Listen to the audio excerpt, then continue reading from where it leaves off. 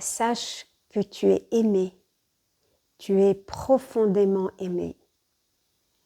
Le Créateur divin, le suprême des suprêmes, qui a conçu l'ensemble des univers avec une perfection infinie, regarde par exemple le soleil, il a été placé à un endroit,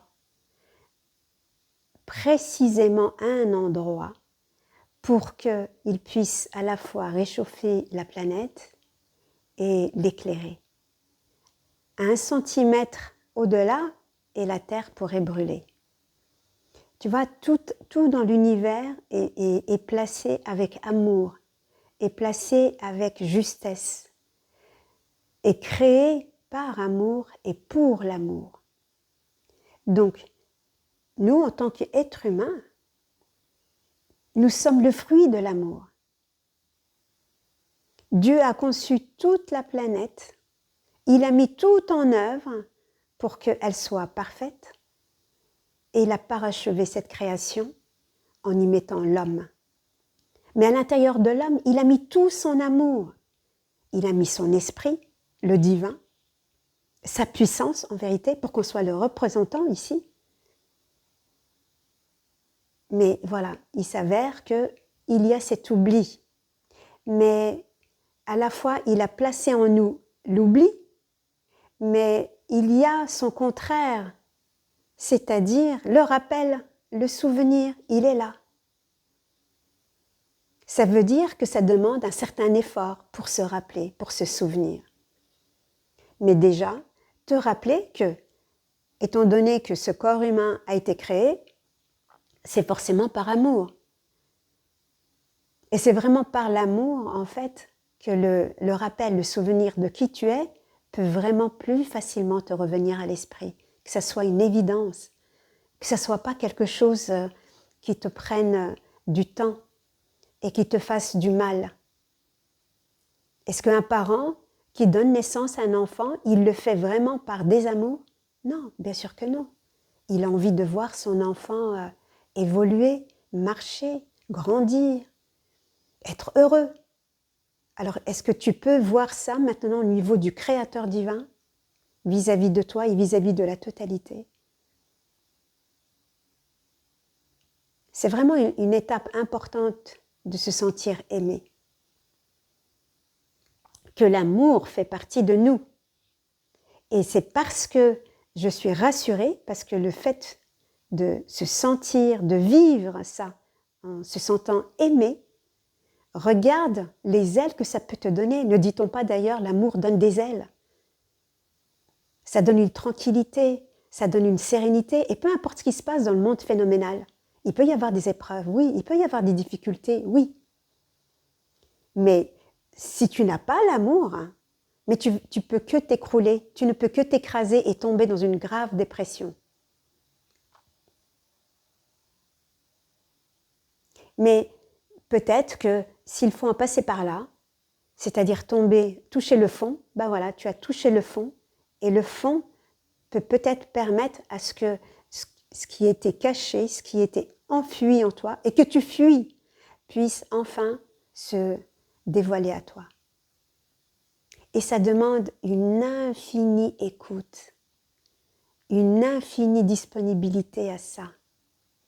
Dans le monde actuel, en fait, on est toujours en train de courir, et on ne prête pas attention à cette intériorité qui est là.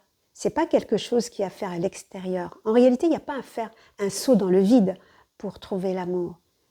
C'est au contraire de se pénétrer à l'intérieur et d'être dans cette écoute, une pure écoute. Et ça ne peut pas te tromper.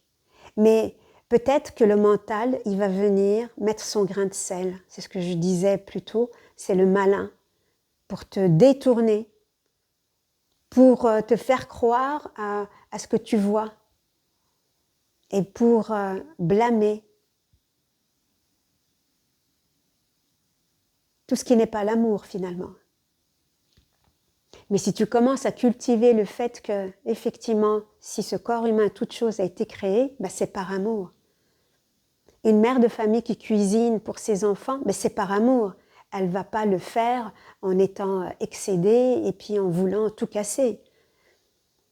Un peintre qui fait son tableau, c'est par amour. Un boulanger qui fait son pain, c'est par amour. Bien sûr, maintenant, peut-être que dans la société, tout ça est perdu, sans doute.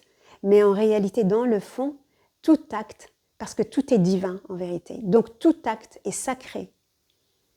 Et la vie en soi est sacrée. L'être humain est sacré. Il est d'autant plus sacré que le divin a mis en lui, de lui-même, de son esprit.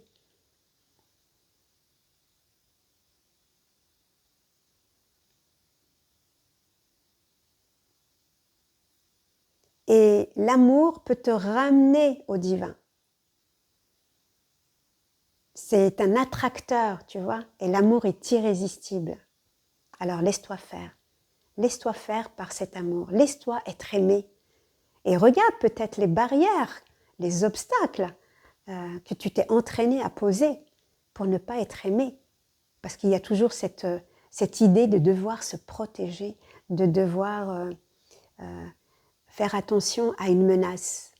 Il y a quelque part en nous cette part qui est toujours craintive et qui ne veut pas s'ouvrir. En réalité, le cœur ne demande que ça.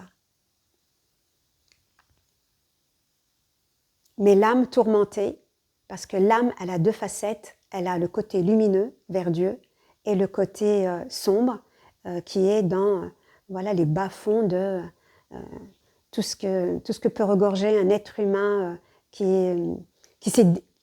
a dévié de la route, en fait. Donc, il est dans l'avilissement, il est dans des choses très basses. Mais il y a l'autre facette qui est lumineuse. Est-ce que tu peux le reconnaître qu'il y a l'autre facette au lieu de se dire tout le temps, voilà, l'être humain est affreux. Oui, ça c'est une facette, mais il y a l'autre facette de l'amour, de la bonté, de la compassion, de la joie.